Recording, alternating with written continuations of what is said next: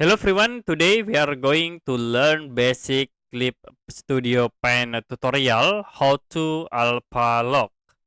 So as example you can create for the new transparent layer and I will draw simple sketch like this with a red color.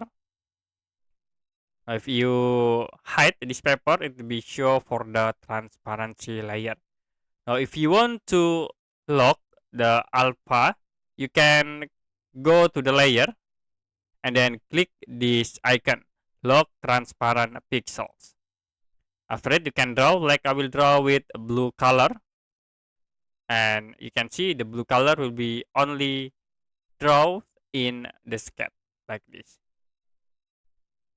I will change again for the yellow color. So this is for the yellow color. So if you want to lock the alpha you can click this icon lock transparent pixels.